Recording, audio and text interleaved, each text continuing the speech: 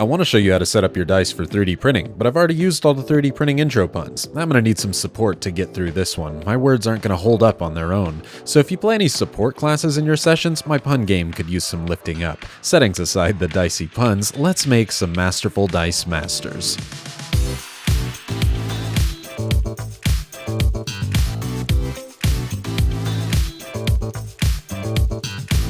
Today I'll be showing you how to set up your dice 3D printing file so that you can get quality prints every single time. I've shown what to do with your dice after you print them before, but I've never shown how to set them up on the computer, so I thought that was worth exploring today. Now I'm not going to pretend to be an expert as to why this happens, but for some reason whenever you're printing dice on something like an Elegoo Mars or a Anycubic Photon, you'd probably assume you could set up a die just like this and print it just fine. However, I think it has something to do with the precise geometry of the die that whenever you're going up with the layers, it starts to create these weird inconsistencies in your dice and you'll get these weird droopy corners. Anybody who's tried to jump right into 3D printing their own dice masters knows exactly what I'm talking about. With the power of computer technology, I can show you with the Droopy Droop tool exactly what it will look like in Premiere. The corners essentially start to look like this after they are printed. They get rounded, they're kind of off angle, and they're not going to be balanced at all, which is no bueno, and we want to try and fix that. I want to preface this by saying if you have a really expensive 3D printer like a Formlabs or a Formlabs 2, you've probably never experienced this issue, and that first image that I showed of the print will work just fine. However, a ton of people, myself included, use budget 3D printers and want results that mimic the big dogs, so let me show you how to avoid those droopy corners so that you can make dice that rival the expensive setups. My original plan was to just put supports on one single face of each die and then just pray that it would work, and that would work for about 1 out of every 10 dice, but I was tired of the randomness of that. After that, I tried putting fin type supports that go all the way up the edges of the dice every few spaces and supporting all of the islands,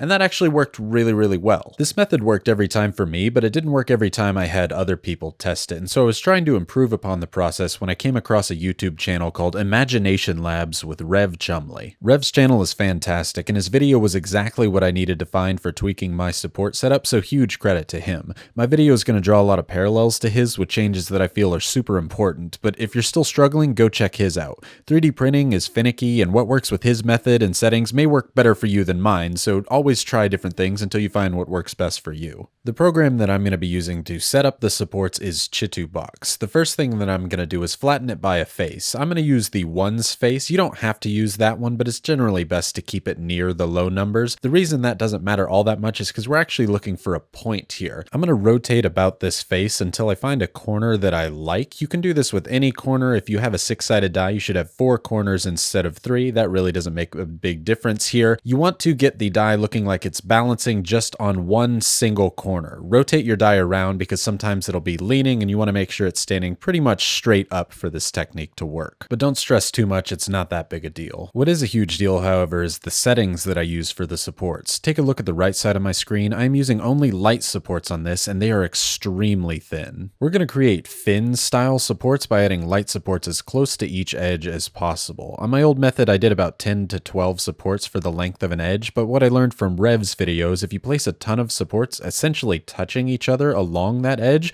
you're pretty much guaranteed to get 0 warping on your corners and edges. It'll essentially give your printer no other choice but to print those edges and corners in a straight line. One thing you really want to zoom in for and watch out is that those supports don't go over those corner ledges there. If you do so, whenever you remove these corners, you're probably going to chip a corner and not get a nice sharp edge. You want to put supports along each edge that touches the bottommost corner of your die. This covers all the corners that typically droop or misalign, and so you should be good to go. Sometimes you may have to add a support to the dot in the center of 6s, 9s, 0s, 8s, or any number that has an island of material. You can see the difference in the fins we just created and the fins that I used to make. I think the combination of Rev's supports that are nearly touching and my very thin contact diameters makes for an ideal support setup. And after adding supports to all of the edges on all of the dice, we have a fully set up set of RPG dice. You can see that I did add some supports to some of the islands on the numbers like the 18 on the D20 or some of the numbers on the D100, but you probably don't need them. And you might be thinking, yo, Rybonator, some of these dice are looking dope as heck. And you're right, they're actually dice made by the Blue Mimic, and he's one of the OG custom dice makers out there,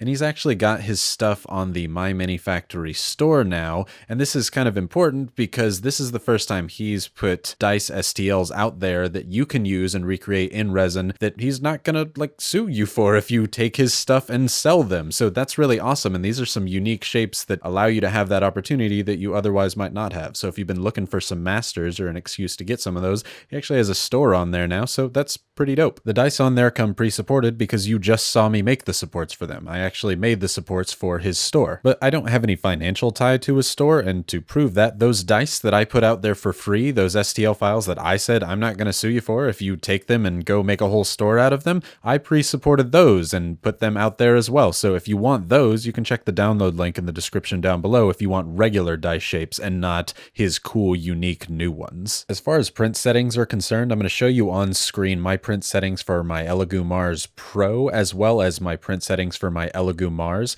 Now, this is for using Amerilabs resin. If you're using regular Elegoo Mars resin, I would add probably about 2 seconds to each exposure time, and you should be good to go. Honestly, that's it for the settings. I even gave you some pre-supported dice if you don't want to support your own, but that makes for an unsatisfying end to a video, so I'm going to show you my process of actually printing them out and what I have to do there. For my prints, I'm going to be using Amerilabs AMD3 printing resin. It's a really expensive resin. You don't have to use it. I just really like it and have a bunch, so I'm going to, and I'm going to print it on my Mini Factory Elegoo Mars Pro. They sponsored this video, so huge thanks to My Mini Factory. An Elegoo Mars Pro prints just a little bit quicker than a regular Elegoo Mars. That's why I have different settings for my Pro and my regular, since I have both, and so you want to make sure that you get settings that are according to whichever printer you're using, though I don't think this is going to be that different than using something like a Photon. As is my duty for being a YouTuber, I have to get a really awesome looking time-lapse shot of the dice being printed from the resin printer, and I think I did my job. 1 6-hour time-lapse later, and we're ready to take the dice off of the build plate. The reason I stress my light support settings with tiny contact diameters is the cleanup involved with the dice. Resin printers can get super tiny details, so let's use that strength. We're going to treat them like we would any normal printed miniature like you see in the footage. We should be able to pop the dice into alcohol, snap the sprues off cleanly without worrying too much about sprue cleanup, and then cure the resin with UV light or just out in the sun if you really have to. After the resin is done curing in your UV setup, this is what it should look like. And you might be thinking, whoa, those don't look perfect and ready to go, but you're right. We do have to do some sanding to them.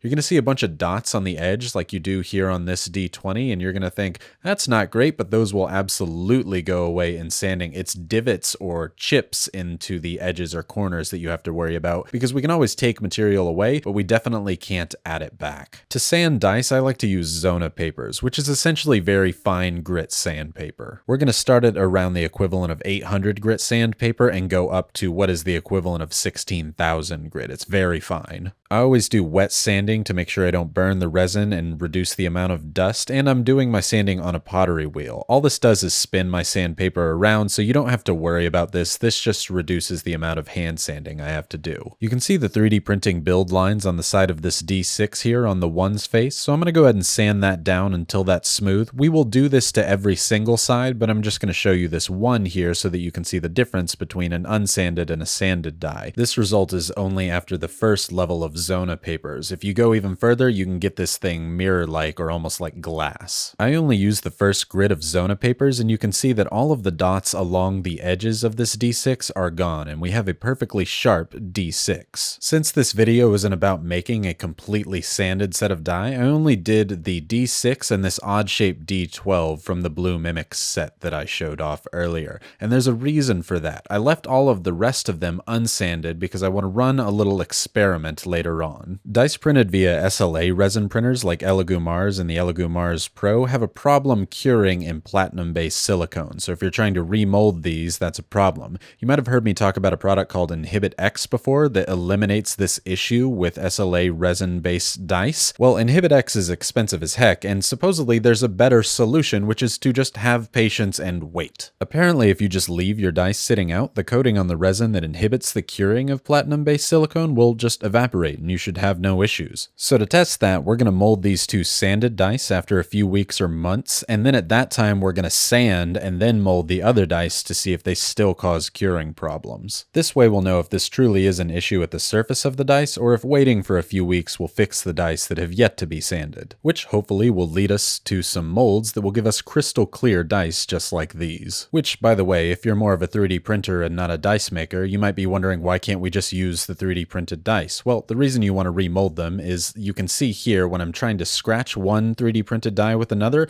it actually can scratch the surface. 3D printed resin is far softer than the typical casting resin that we use for making dice, so that's why we generally do that. Anyway, thank you for watching this video. I hope that you found it educational or at least somewhat helpful. Thanks again to Rev Chumley at Imagination Labs for coming up with the connected fin idea. At least I think it was his idea. It really was kind of the missing link that I had to get a really nice set of supports for dice. I'll put a link to his video in the description down below. I'll also put a link to the Blue Mimic super cool unique dice on the My Mini Factory page, as well as a download link to the dice that I put out there for free, and both of those sets of dice come pre-supported, so hey, that's good for you. Subscribe if you might want to see some more videos like this in the future, or to learn how to make your own resin dice from scratch. Like the video if you liked it, dislike it if you disliked it, and I hope that you have a fantastic day.